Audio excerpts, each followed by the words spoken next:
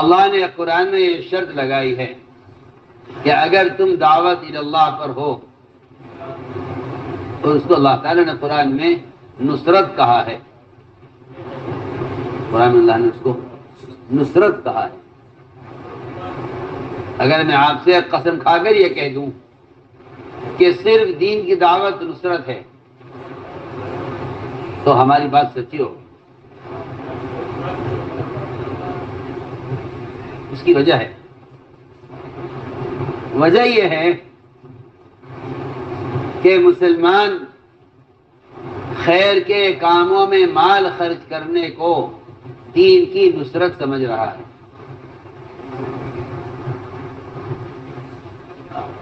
خدا نہ کرے اگر کوئی شخص اسلام کو فقیر سمجھ کر اس پر مال خرچ کرتا ہے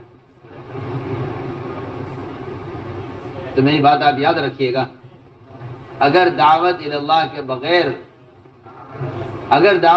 کے بغیر مسلمان مال خرچ کرے گا خیر کے کاموں میں، اپنوں پر یا غیروں پر، میری بات بہت اہم ہے جو میں کہنا چاہتا ہوں، اگر مسلمان دعوت اللہ کے بغیر خیر کے کاموں میں مال خرچ کرے گا اپنوں پر یا غیروں پر، تو اس سے مال کی محبت حرص پیدا ہوگی، دین کی حرص پیدا نہیں۔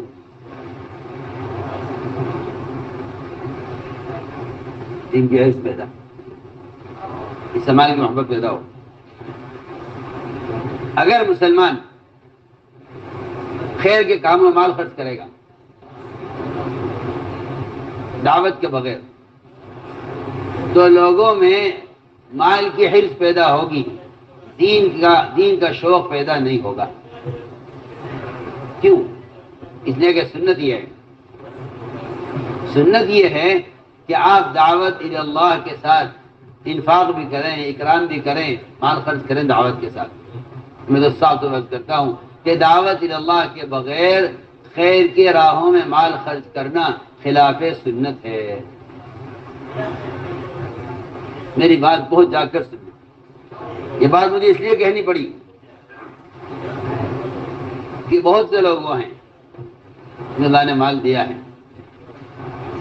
اور وہ رفاہی کاموں میں اور خیر کے کاموں میں، مسجد تعمیر کرانے میں، کنویں کھدوانے میں، یتیم خانے بنانے میں، بیواؤں کی مدد کرنے میں، ننگوں کپڑا پہنانے میں، بھوکوں کھانا کھلانے میں مال خرچ کرتے ہیں۔ اور یہ تمام اخراجات کی وہ شکلیں ہیں جس میں غیر مسلم بھی مال خرچ کر دیتا ہے۔ اس کے لیے اسلام بھی شرط نہیں ہے، اس کے لیے اسلام شرط نہیں ہے۔ غیر مسلم بھی مال خرچ کرتا ہے، اس میں اسلام بھی شرط نہیں ہے۔ یہ جتنی بھی میں نے عرض کی ہے آپ سے مال کے خرچ کرنے کی شکلیں، یہ ساری شکلیں ایک مسلمان کی مدد ہے۔ ساری شکلیں مسلمان کی مدد ہے۔ میں سوال کر رہا اسلام کی مدد،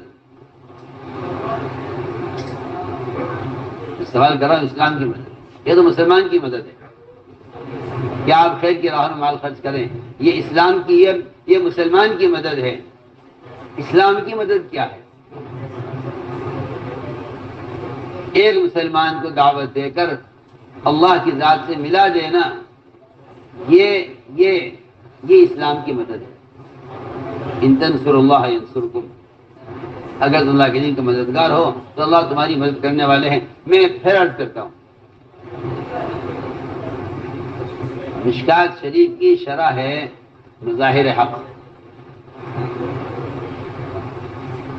کیا شریف کی شرح ہے مظاہر حق، اس میں لکھا ہے، اتباع سنت کے باب میں لکھا ہے کہ اگر کوئی شخص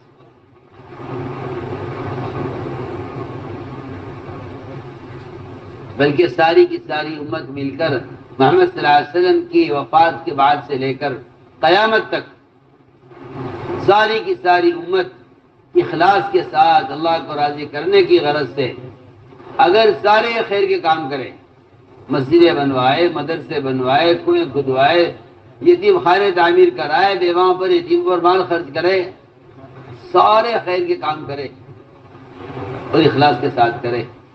لکھا ہے کہ ان سارے خیر کے کاموں کے وہ انوارات نہیں ہیں جو نور صرف محمد صلی اللہ علیہ وسلم کے استنجے کے طریقے کی سنت میں ہے۔ یہ لکھا ہے۔ کیوں؟ اس لیے کہ جو چیز آپ سے براہ راست ثابت ہے، جس کو آپ نے خود کیا ہے، اس کا متبادل کسی بڑے سے بڑے کام کے اندر نہیں ہے۔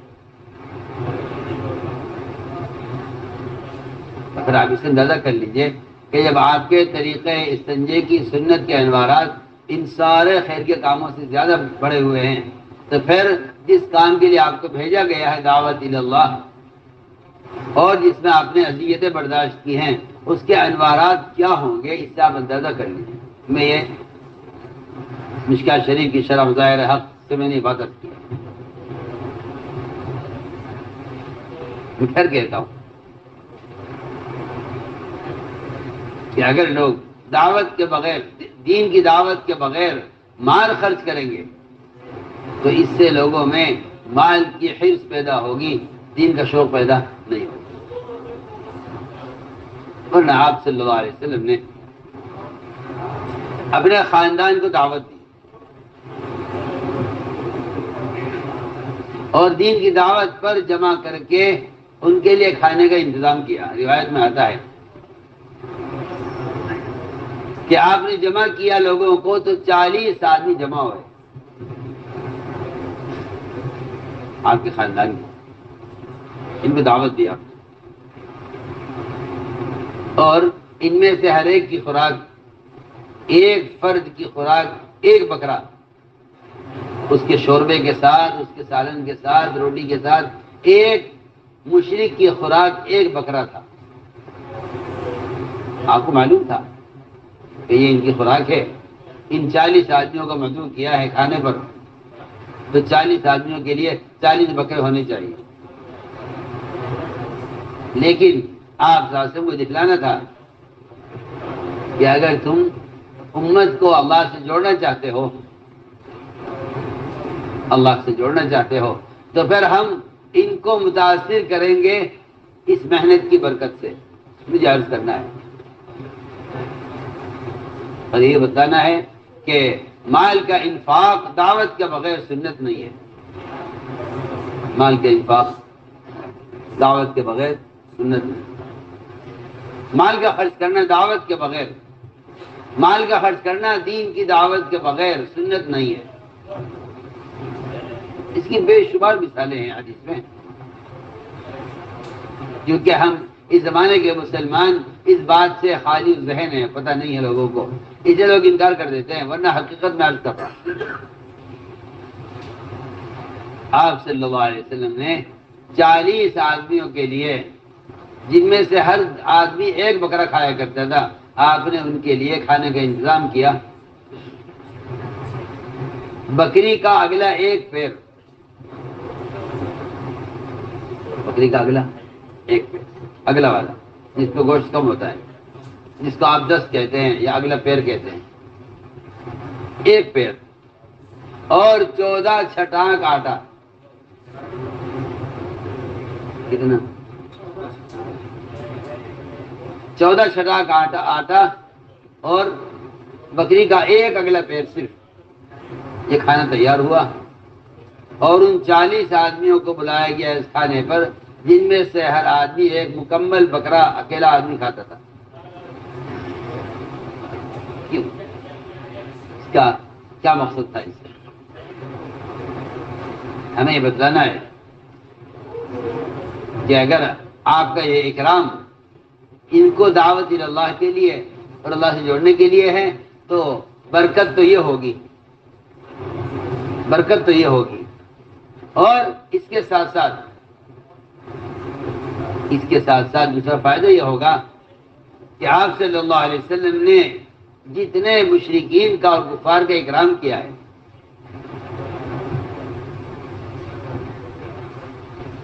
جیسے ہی وہ کلمہ لا الہ الا اللہ اپنی زبان سے کہتے تھے، اس کے ساتھ ساتھ ان کے دل سے مال کی محبت نکل جایا کرتی تھی۔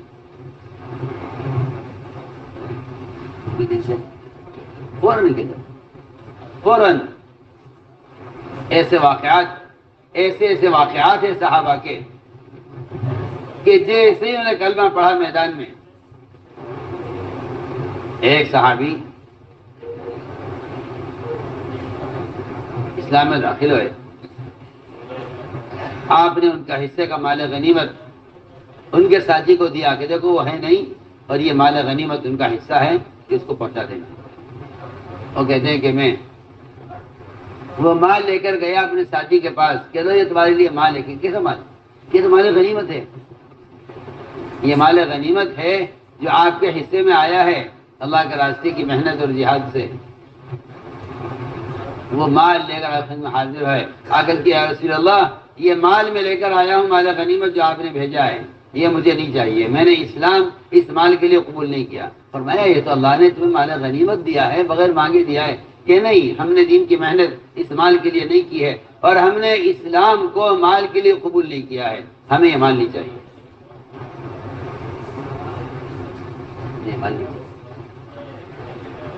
تو میں عرض کرنا چاہتا تھا کہ اس زمانے میں لوگوں کا خیال یہ ہے کہ خیر کے کام میں کچھ مال خرچ کر دو، حالانکہ یقینی بات یہ ہے اپنی ذات سے کسی کو دعوت دینا، اپنی ذات سے کسی فرد کو دعوت دینا ساری دنیا کے مال کو خیر کی راہ میں خرچ کرنے سے زیادہ افضل ہے۔ آپ پڑھیے نا حدیث، ساتھ عرض کرتا ہوں، اگر کسی شخص کو اللہ تعالی ساری دنیا کے مال کا مالک بنا دے اور وہ اس سارے مال کو وہ خیر کے راستے میں خرچ کر دے تو یہ بات اللہ کی قسم کھا کر کہا جا سکتا ہے کہ یہ آدھے دن اللہ کے راستے میں نکل کے دعوت دینے والا اس پوری دنیا کے مال کو خیر کے کاموں میں خرچ کرنے والے سے زیادہ افضل ہے۔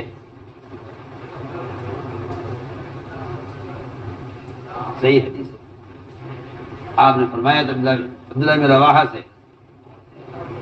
کہ ابن رواحہ اگر ساری دنیا کا مال جتنا زمین میں ہے، روایت اسی طرح ہے، تم اگر یہ سارا مال اللہ کی رضا کے لیے خیر کے کام میں خرچ کر دو، صبح نکلنے والی جماعت کی فضیلت کا حاصل نہیں کر سکتے، وہ تم سے 500 سال آگے چلے گئے۔ پڑھیے روایت۔ تو مجھے آج یہ کرنا تھا کہ اگر مسلمان خیر کے راہ میں مال خرچ کرنے کو دعوت کا بدل سمجھ بیٹھا تو بات آپ ذہن میں رہے آپ کے کہ صرف مال خرچ کرنے سے وہ غیبی مدد نہیں آئے گی، جو غیبی مدد، اس غیبی مدد کا وعدہ دین کی نصرت پر ہے، اسلام کی نصرت پر ہے، اور مال خرچ کرنا مسلمان کی نصرت ہے، مال خرچ کرنا مسلمان کی نصرت ہے۔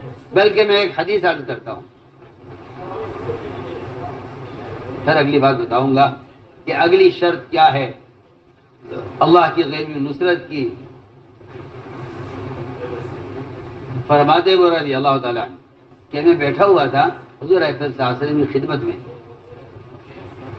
ایک صاحب آئے، آ کر سوال کیا کہ یا رسول اللہ صلی اللہ علیہ وسلم یہ فرمائیے اگر میں مدینہ منورہ میں رہ کر 6000 سونے کی اشرفیاں مدینے میں رہ کر بیواؤں پر، یتیموں پر، مسکینوں پر اور بہت سارے خیر کے کام ہیں ان میں خرچ کر دوں تو کیا یہ میرے اللہ کے راستے میں نکلنے کا بدل ہو جائیں گے؟ یہ سوال کیا صحابی نے آ کر آپ سے۔ آپ نے فرمایا جواب میں کہ جو شخص اللہ کے راستے میں نکل کر سو رہا ہے اس کا صرف اللہ کے راستے میں کے خروج میں ہونا، اگر جو وہ سو رہا ہے وہ بھی تجھ سے افضل ہے۔ کیا وجہ ہے؟ کیا وجہ ہے؟ میں عرض کر چکا ہوں کہ خیر کے کاموں مال خرچ کرنے کے لیے اسلام بھی شرط نہیں ہے، غیر مسلم بھی خیر کے کاموں مال خرچ کرتے ہیں، بے شمار واقعات ہیں۔ آپ خود دیکھ لیں اس زمانے میں بیماری آ جائے، کہیں زلزلہ آ جائے، کہیں سیلاب آ جائے، کہیں کوئی آفت آ جائے، غیر مسلم مسلمانوں کی مدد عام طور سے کرتے ہیں۔ سردیوں میں کمبل تقسیم کرنا، گرمی میں ٹھنڈے پانی کی پیاس لگانا، لوگوں کو راحت رسانی کے کام کرنا، اس کے لیے اسلام شرط نہیں ہے، غیر مسلم بھی کر سکتا ہے۔ غیر مسلم مسلمان کی مدد کر سکتا ہے، اسلام کی مدد نہیں کر سکتا۔ اسلام کی مدد تو صرف مسلمان کر سکتا ہے، اور اسلام کی مدد یہ ہے کہ اللہ کے بندوں کو اللہ کے فرائض پر لے آؤ۔ میں نے ایک بات عرض کی کہ پہلے یہ تو معلوم ہو کہ دین کی نصرت ہے کیا، پہلے یہ تو معلوم ہو دین کی نصرت کیا ہے۔ دین کی نصرت کہتے ہیں دعوت اللہ، اور دعوت اللہ یہ ہے کہ آپ ایک بندے کو اللہ سے جوڑ دیں۔ اس لیے میں نے عرض کیا کہ اللہ تعالیٰ کی غیبی نصرت جس سے باطل مرعوب ہوتا ہے اور مسلمان کو اپنے دین پر استقامت حاصل ہوتی ہے،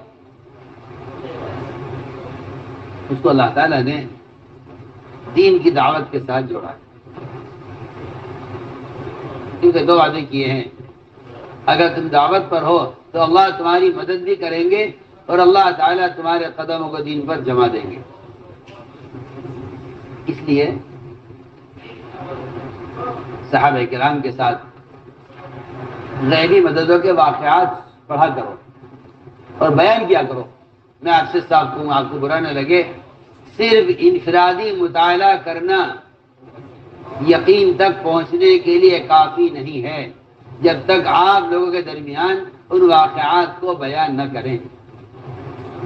ہماری بات یہ لکھ لینا، انفرادی مطالعہ مفید نہیں ہے جب تک آپ اس کے لوگوں کو دعوت نہ دیں۔ اس لیے کہ یہ بات تو بالکل قرآن حدیث سے واضح ہے کہ آدمی کسی چیز کے کمال تک جب پہنچ سکتا ہے جب وہ اس پر دوسروں کو آمادہ کرے۔ اگر آپ مطالعہ کرتے ہیں کتاب کا لیکن آپ اس چیز کو لوگوں میں بیان نہیں کرتے تو یہ بات یقین سے کہی جا سکتی ہے کہ آپ اس چیز کی معلومات تک تو پہنچ سکتے ہیں مگر اس کے یقین تک نہیں پہنچ سکتے۔ معلومات تو فراہم ہو سکتی ہے، اس لیے کہ میں تم علماء سے کہہ رہا ہوں کہ صرف مطالعہ کافی نہیں ہے، بلکہ اذا ذکر اللہ وجلت قلوبہم، اذا ذکر اللہ، یہ ذکرہ کا مطلب یہ ہے کہ جب اللہ کی یاد دوسروں کو دلائی جاتی ہے تو دل دہل جاتے ہیں۔ اذا ذکر اللہ، یہ لفظ تعدیہ کے معنی دے رہا ہے۔ یہ کہہ رہا ہے، قرآن یہ کہہ رہا ہے کہ جب دوسروں کو اللہ کی یاد دلائی جائے گی تو دل دہل جائیں گے۔ جب صحابہ نے کلمہ پڑھا بادشاہ کے محل میں اور سارا محل ہلنے لگا تو بادشاہ نے سوال کیا تھا صحابی سے کہ یہ تم یہ کلمہ اپنے گھر میں پڑھتے ہو، ہمارا گھر ہلتا ہے کہ نہیں؟ ہمارے تو گھر آج تک نہیں ہلے اس کلمہ پڑھنے سے۔ آپ سنیے تو صحیح، اگر صرف کلمہ پڑھنے سے گھر ہلتا، میں بہت اچھا سوال کر رہا تم لوگوں سے، اگر صرف کلمہ پڑھنے سے گھر ہلتا تو صحابہ گھر ہلنے چاہیے تھے۔ صحابی صاحب انکار کر رہے ہیں روایت میں، ہم نے یہ کلمہ کبھی اپنے گھر میں جب بھی پڑھا ہمارا گھر کبھی نہیں ہلا، صرف آپ کا محل ہل رہا ہے، اس کلمہ پڑھنے سے کیا وجہ ہے؟ پڑھیے رہا بادشاہ نے سوال کیا کہ آپ کے کلمہ پڑھنے کی وجہ سے پورا قلعہ ہل رہا ہے اور قلعے کی ہر چیز ہل رہی ہے، زلزلہ آ گیا ہے، جب آپ اپنے گھر میں کلمہ پڑھتے ہیں تو کیا آپ کا گھر ہلتا ہے؟ بتائیے کیا جواب دیا صحابی نے کہ نہیں جی ہمارا گھر تو کبھی ہلا ہی نہیں، صرف یہاں کلمہ پڑھنے سے گھر آپ کا قلعہ ہل رہا ہے۔ سنیے آپ، اس کا قلعہ دہل گیا ساجے کلمہ پڑھنے سے۔ میں دعوے سے کہہ سکتا ہوں کہ یہ اس دعوت کا رعب ہے، اس دعوت کا رعب ہے کہ جب یہ انفرادی ذکر کرتے تھے تو گھر کبھی نہیں ہلا، اور جب یہ کلمے کی دعوت کو لے کر اس بادشاہ کے پاس آئے ہیں تو یہاں کلمے کے پڑھنے سے گھر ہل رہا ہے۔ یہ وجہ اس کی ہے کہ جب دوسروں کو اللہ کی یاد دلائی جائے گی تو دل دہل جائیں گے. اذا ذکر اللہ وجلت قلوبهم واذا تلیت علیہم آیاتہ زادتہم ایمانا. اور جب دوسروں کو قرآن پڑھ کر دوسروں کو سنایا جائے گا، اذا تلیت علیہم، دونوں لفظ سے معلوم ہوتا ہے کہ اعمال کا متعدی بنانا اور اس علم کو دعوت میں لانا، اس سے آدمی کسی چیز کی حقیقت تک پہنچ جاتا ہے. مجھے عرض کرنا ہے آگے. ابھی تو میں آپ کو ایک بنیاد سمجھانا چاہتا ہوں کہ یہ ہے وہ بنیاد جس پر ساری غیبی تائیدات کا مدار ہے. ایک شخص عبداللہ بن حذافہ، ایک اکیلا آدمی، ادھر روم کی پوری بادشاہت، ایک اکیلا عبداللہ بن حذافہ، ادھر روم کی پوری بادشاہت. ان کو نصرانی بنانے میں ناکام ہو گئی. آپ اس زمانے میں دیکھ لیں مسلمان کا، نعوذ باللہ میں کیا عرض کروں، اجتماعی طور پر عالمی سطح پر آپ اپنے پڑوس میں دیکھ لیں، اپنا ملک دیکھ لیں، اپنا صوبہ دیکھ لیں، اپنے اضلاع دیکھ لیں، اپنے گاؤں، اپنے ضلع کے گاؤں دیکھ لیں. اگر کوئی معمولی سے معمولی مال کا کوئی لالچ دے دے تو مسلمان سب سے پہلے دین بیچنے کو، دین چھوڑنے کو تیار ہے. سب سے پہلے دین چھوڑنے کو تیار ہے. اس لیے کہ ارتداد کے 3 اسباب ہوتے ہیں، ارتداد کے 3 اسباب ہوتے ہیں، ارتداد کے 3 مرحلے ہوتے ہیں. ارتداد کے 3 اسباب، 3 مرحلے. اسباب کے ارتداد کے 3 اسباب ہوتے ہیں، 3 مرحلے ہوتے ہیں. جہالت، اپنے علم سے ناواقف، جہالت اور فرصت، فارغ بیٹھے ہیں. جہالت اور فرصت اور غربت، یہ 3 اسباب ہوتے ہیں ارتداد کے. کہ اگر مسلمان اپنے دین سے واقف نہیں ہے تو دوسرے کا مذہب اختیار کرے گا، اور مسلمان اگر اپنے دین کی دعوت میں مشغول نہیں ہے تو دوسروں کا دین اختیار کرے گا. دیکھیے کیا بہت آسان سی بات ہے کہ مسلمان 2 حال سے خالی نہیں ہے، یا تو کوئی اس کو دعوت دے رہا ہوگا یا کسی کو دعوت دے رہا ہوگا.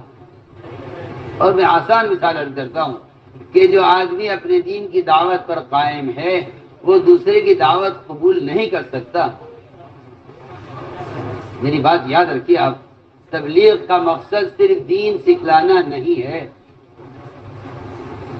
کہ آپ دین سیکھ لیں، دین سیکھ کر آپ فارغ ہو جائیں، ہرگز نہیں، ایسا نہیں.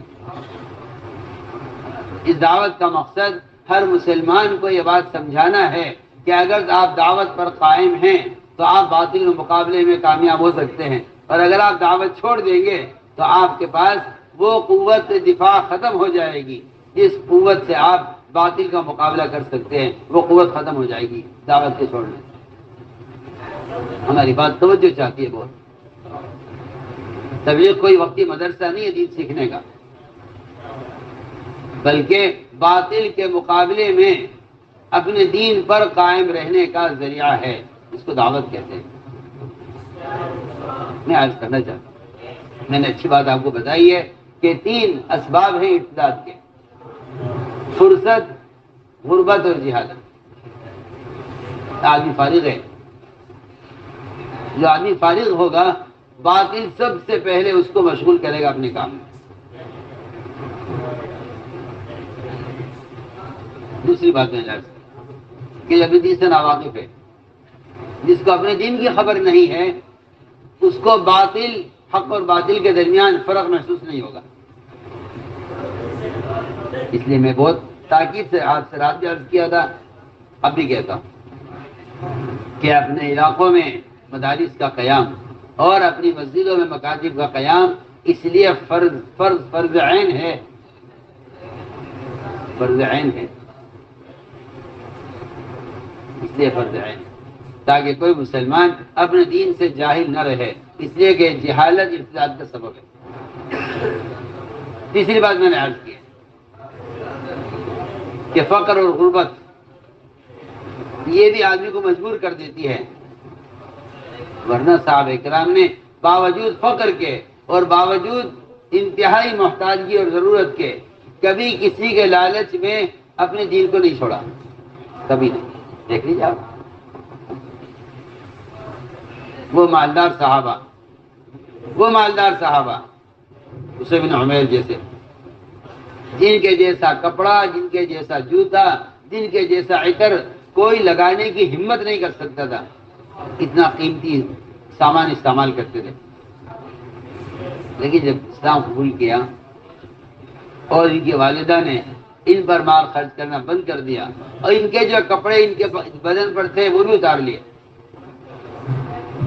یہ ایک کھال کا ٹکڑا ان کو ملا جس سے یہ اپنی سطر چھپانے کی کوشش کر رہے تھے، یا ایک چھوٹی سی چادر کہیں سے پڑی ان کو ملی جس سے انہوں نے اپنا سطر چھپانا چاہا. آپ صلی اللہ علیہ وسلم دیکھ کر آنکھوں میں آنسو آ گئے، فرمایا یہ مصعب بن عمیر ہے، اس سے اچھا جوڑا پہننے والا مکے میں کوئی نہیں تھا، اس سے اچھے عطر اور اس سے اچھے جوتے قیمتی پہننے والا مکے میں کوئی نہیں تھا. آج اس سے زیادہ کپڑے کا محتاج کوئی نہیں ہے، اس کے پاس اپنی سطر چھپانے کے لیے بھی کپڑا نہیں.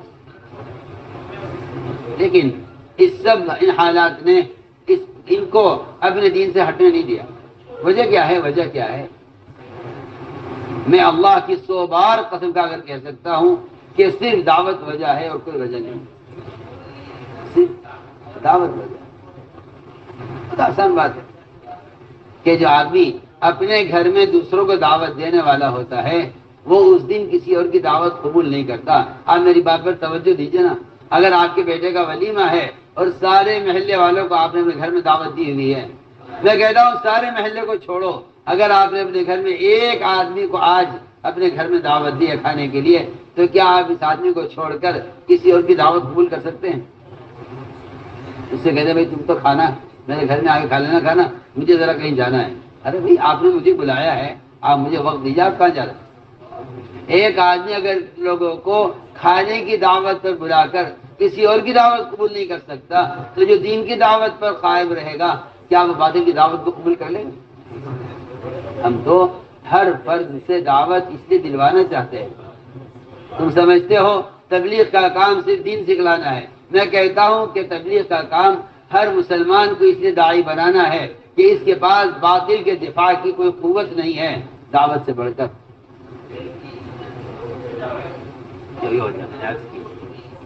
ابن حذافہ رضی اللہ تعالیٰ عنہ اکیلے صحابی، ادھر پوری روم کی بادشاہت، اس نے نصرانی ہونے کی دعوت دی کہ آپ نصرانی ہو جائیے، آپ نصرانی ہو جائیے. انہوں نے کہا کہ نہیں میں دین نہیں بدلوں گا، میں دین نہیں. پہلے لالچ پیش کیا جاتا ہے. پہلے ہر جگہ آپ دیکھیں انبیاء کے ساتھ بھی یہی معاملہ ہے کفر کا، اور صحابہ کے ساتھ بھی یہی معاملہ ہے. پہلے ان کو مال پیش کرو، ان کے لیے اس لیے کہ باطل کے نزدیک مال اور جان یہ قیمتی چیزیں ہیں اور مسلمان کے لیے دونوں بے قیمت ہیں. انہوں نے مال پیش کیا کہ آدھا ملک آپ لے لیجئے، آدھی فوج آپ کی، آدھی پبلک آپ کی، آدھی زمین آپ کی، آپ میرے ملک میں آدھے کے آدھے شریک ہو جائیں. فرمایا نہیں، میں اپنا دین نہیں چھوڑوں. وہ مایوس ہو کر کہنے لگا تو میں آپ کو قتل کروں گا. کہنے لگے اس کی تو ہم تلاش میں پھرتے ہیں، آپ قتل کریں ہمیں، اس سے اچھی ہمارے لیے کوئی نعمت نہیں ہے. ہم ہمیشہ قتل کو حیات پر اور موت کو زندگی پر ترجیح دیتے ہیں. یہ تو ہمارے مطلب کی بات آپ نے کی ہے. میں کہتا ہوں یہ بات صرف دعوت کا اثر ہے جو یہ بات کہلوا رہا ہے، کیونکہ اللہ کا وعدہ ہے نا ان تنصروا اللہ ینصرکم. اگر تم دعوت اللہ پر قائم ہو، کہیں آپ ثابت کر دیجئے، کوئی ثابت کر دے، میں قسم کھا کر کہتا ہوں کوئی ثابت کر دے کہ کوئی ایک صحابی ایسا ثابت کر دے کوئی کہ جس نے مال خرچ کیا ہو جان خرچ نہ کی ہو، یہ کوئی ثابت نہیں کر سکتا. میں صاحب کہتا ہوں جس طرح کوئی صحابی بے نمازی نہیں ہو سکتا اس طرح کوئی صحابی غیر داعی کو ثابت نہیں کر سکتا. آپ اس زمانے میں یہ کہتے ہیں کہ دعوت کا کام فرض کفایہ ہے، اور میں کہتا ہوں کہ جو کام ہر مسلمان کے اپنے دین کی طرف سے دفاع کی قوت ہے، اس کو فرض کفایہ کہنا سب سے بڑی بے عقلی کی بات ہے۔ یہ تو میرے اپنے دین کے دفاع کا میرے پاس نسخہ ہے، میں اپنے دین کا دفاع کیسے کروں گا؟ ہر آدمی اپنے دفاع کے لیے خود انتظام کرتا ہے، ہر آدمی اپنے دفاع کے لیے خود انتظام کرتا ہے۔ سردی ہے، ہر آدمی کپڑا خود پہنتا ہے، مجھے سردی سے بچنا ہے۔ سردی ہے، ہر آدمی اپنا انتظام خود کرتا ہے، ایسے تو نہیں ہے کہ سردی آئی ہے تو چلو بھائی فرض کفایہ ہے، چند لوگ اگر کمبل اوڑھ لیں تو باقی کی طرف سے سردی چل جائے گی، تو ہو ہی نہیں سکتا نا۔ جس طرح سردی کا دفاع ہر آدمی کی اپنی ذاتی ضرورت ہے، اس طرح میں کہتا ہوں کہ باطل کا دفاع دعوت کے ذریعے ہر آدمی کی اپنی ذاتی ضرورت ہے، ہر شخص کی اپنی ذاتی ضرورت ہے۔ ساری روم کی بادشاہت ایک مسلمان کو نصرانی بنانے میں ناکام ہو گئی۔ یہ اللہ تعالی کی طرف سے مدد ہے کہ باطل ایک فرد سے مغلوب ہو رہا ہے، باطل ایک فرد سے مرعوب ہو رہا ہے۔ یہ صرف دعوت کا اثر ہے، کیونکہ اللہ کا وعدہ ہے ان تنصروا اللہ ینصرکم ویثبت اقدامکم۔ اس لیے ہم عرض کرنا چاہتے تھے کہ آپ صلی اللہ علیہ وسلم نے بادشاہوں تک بھی دعوت کو بھیجا، لیکن خط نہیں لکھ دیا، صرف خط لکھا بادشاہوں کے لیے، لیکن خط جماعت کو دے کر بھیجا ہے، یہ بتانے کے لیے کہ خود جا کر دعوت دیے بغیر خطوط سے اور تحریروں سے نہ ذمہ داری ادا ہوگی، نہ اس کی قربانی ہوگی، نہ اس سے ذمہ داری ادا ہوگی، اور نہ غیر مدد آئے گی۔ پکی بات۔ اس زمانے کے جاہلوں کا خیال ہے کہ آلات اور ذرائع سے بھی دعوت پہنچائی جا سکتی ہے، اس زمانے کے جاہلوں کا خیال، یہ اس زمانے کے جاہلوں کا خیال ہے کہ اور ذرائع سے بھی دین کی بات پہنچائی جا سکتی ہے، ورنہ میں آپ سے اللہ کی قسم کھا کر کہتا ہوں کہ صرف خود جا کر دعوت دینا سنت ہے، اس کے علاوہ اور کوئی ذریعہ سنت نہیں ہے، کوئی ذریعہ۔ اور جو عمل سنت نہیں ہے اس کے ساتھ اللہ کی کوئی مدد نہیں ہے۔ اچھی بات ہے، تو قرآن اس سے بھرے ہوئے ہیں، ان تطیعوہ تہتدوا، یہ تو شرط ہے قرآن کے اندر کہ اگر تم اتباع سنت پر ہو تو ہدایت کے راستے پر ہو۔ ہم بہت اہم بات کرتے ہیں، اگر آپ کسی بھی ذریعے سے دین کا پیغام امت تک پہنچا رہے ہیں تو آپ یہ مت سمجھیے کہ آپ دعوت کا کام کر رہے ہیں، نہیں، آپ خود پہنچائیں، آپ خود پہنچائیں تو دعوت ہے۔ اور اگر آپ ذرائع اختیار کرتے ہیں، اخبار کے، رسائل کے، موبائل کے، اگر آپ ذرائع اختیار کرتے ہیں، میں کہہ سکتا ہوں، اتنا کہہ سکتا ہوں مجبوری میں کہ ہاں اس سے معلومات دین کی مہیا ہو سکتی ہیں، یا معلومات جو ہے معلومات نشر ہو سکتی ہیں، لیکن یہ دعوت نہیں، یہ دعوت نہیں۔ مولانا صاحب کا ملفوظ ہے، چھپا ہوا ہے ملفوظات میں،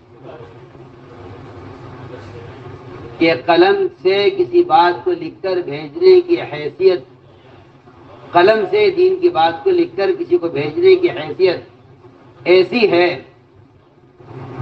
جیسا پانی نہ ہونے پر آدمی مجبوری میں تیمم کر لیتا ہے۔ اگر پانی موجود ہے تو تیمم باطل ہو جائے گا، نماز فاسد ہو جائے گی، نماز ادا ہی نہیں ہوگی۔ اگر پانی ہوتے ہوئے کوئی، اور اگر تیمم کر لیا اور وقت سے پہلے نماز ادا کرنے سے پہلے پانی حاصل ہو گیا تو تیمم فوراً باطل ہو جائے گا۔ مولانا صاحب کا ملفوظ ہے کہ تبلیغ میں قلم کی حیثیت تیمم کی طرح ہے، تبلیغ میں قلم کی حیثیت تیمم کی طرح، تبلیغ میں قلم کی حیثیت تیمم کی طرح ہے۔ مولانا صاحب کا ملفوظ چھپا ہوا ہے۔ آپ ذہن سے نکال دیجئے کہ بات پہنچانے کے اور بھی ذرائع ہیں۔ اگر مسلمان کا قدم نہیں اٹھتا دعوت کے لیے، قلم اٹھتا ہے صرف، آپ صاحب میں آپ سے کہتا ہوں کہ نبی کے طریقے محنت کی اذیت قلم میں نہیں ہے، بلکہ وہ تو قدم اٹھانے میں ہے۔ جو اذیت طائف میں پیش آئی ہیں آپ ان پر غور کیجئے۔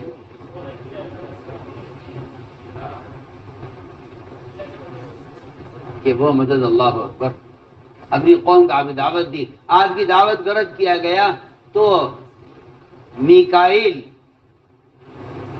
اللہ کی طرف سے یہ پیشکش لے کر آئے کہ جو دو پہاڑ ہیں جبل احمر ابو قبیس، ہم ان دونوں کو ملا کر آپس میں ان سارے جتنے مکے میں آپ کی بات کا انکار کرنے والے ہیں انہیں سب کو پیس کر ختم کر دیں، کچل کر۔ دو پہاڑ ہیں جبل احمر ابو قبیس، ان دونوں کا ہم ایسا ملا کر ایک پہاڑ بنا دیں، ان کے درمیان کی پوری آبادی ختم ہو جائے۔ فرمایا نہیں، میں یہ نہیں چاہتا، میں تو ان کو دعوت دیتا رہوں گا۔ فرشتے نے کہا اللہ کے سے فیصلہ ہو چکا ہے، یہ ایمان لانے والے نہیں ہیں۔ فرمایا مجھے جتنی حرص ان کے ایمان لانے کی ہے، اگر یہ ایمان نہیں لاتے تو اتنی حرص مجھے ان کی پیٹھ میں جو اولادیں چھپی ہوئی ہیں ان کے پیدا ہونے کا انتظار ہے اور ان کو دعوت دینے کی حرص ہے۔ میں نے عرض کیا کہ کسی بھی ذریعے سے جن کا پیغام پہنچا دینا یہ دعوت نہیں ہے۔ آپ صلی اللہ علیہ وسلم نے بادشاہوں کے پاس بھی جماعتیں بھیجی ہیں۔ تحریر ضمناً ہے، اصل نہیں ہے، ہماری بات یاد رکھیں، تحریر اصل نہیں ہے، اصل تحریک ہے، اصل تحریک اصل ہے، تحریک اصل ہے۔ اور خط بھی آپ نے بادشاہوں کو بھیجا ہے، خط بادشاہوں کو بھیجا ہے، ورنہ جماعتیں جو بے شمار جماعتیں مدینے سے روانہ ہوئی ہیں وہ ساری جماعتیں دین کی دعوت کو لے کر گئی ہیں۔ صرف بادشاہوں کے پاس یا بڑے نوابوں کے پاس آپ نے خطوط بھیجے ہیں بطور ثبوت کے۔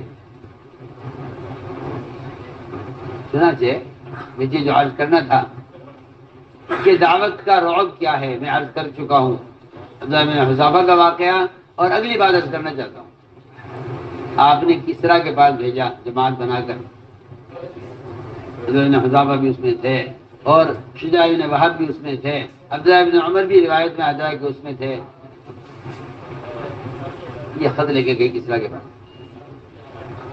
کسرا کو غصہ آیا کہ انہوں نے مجھے خط کیوں لکھا ہے اور انہوں نے مجھے دعوت کیوں دی ہے، اور اس سے بڑا غصہ اس بات پر آیا کہ انہوں نے اپنا نام پہلے لکھا ہے اور میرا نام بعد میں لکھا ہے۔ یہ میری انہوں نے کیا توہین کی ہے اور میری عزت کے خلاف ہے یہ بات کہ میرا نام بعد میں لکھا اور اپنا نام پہلے لکھا۔ معلوم کیا کون لوگ ہیں یہ تو بیچارے بڑے کمزور لوگ ہیں اور مدینے میں رہتے ہیں، بیچارے فاقہ مست قوم ہے، نہ کھانے کو ہے نہ پہننے کو ہے، آپ کوئی بڑی لمبی چوڑی فوج نہ بھیجیے، یہ تو بہت کمزور لوگ ہیں، آپ صرف 2 فوجی بھیجیے جو ان کو گرفتار کر کے لائیں۔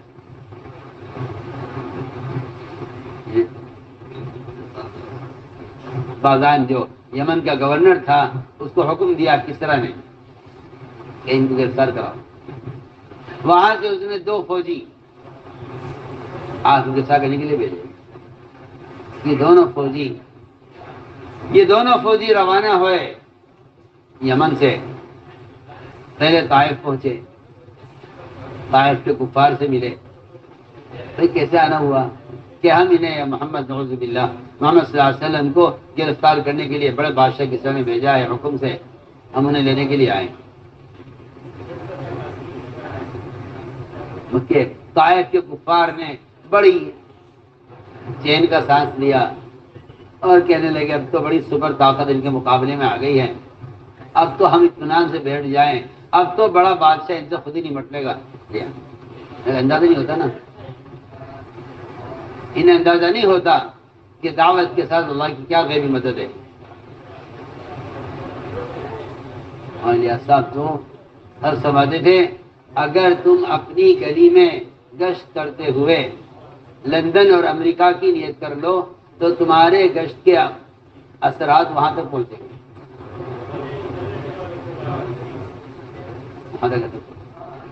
نیت کر لو. اگر تم گشت میں تو صاف فرماتے تھے کہ محنت ایک ہے، میدان تین ہے.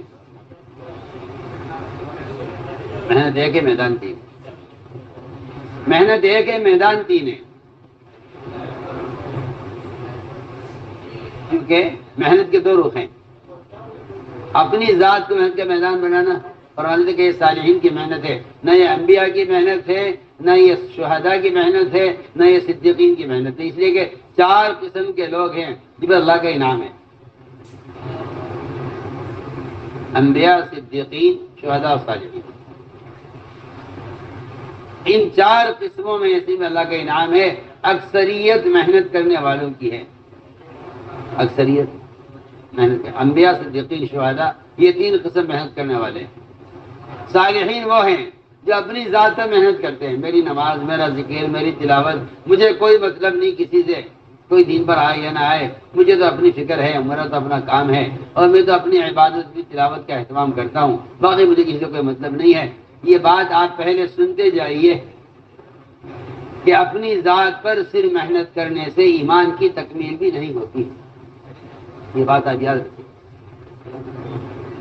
صرف اپنی ذات کو اگر کوئی آدمی محنت کا میدان بنا لے کہ میری اپنی نماز، میری اپنی تہجد، میرا اپنا ذکر و تلاوت، میں کوئی گناہ نہیں کروں گا اور میں کوئی نیکی کام نہیں چھوڑوں گا، اگر کوئی آدمی صرف اپنی ذات کی فکر میں لگا ہوا ہے تو ایمان کی تکمیل کے لیے کافی نہیں ہے جب تک دوسروں کو دعوت نہ دے.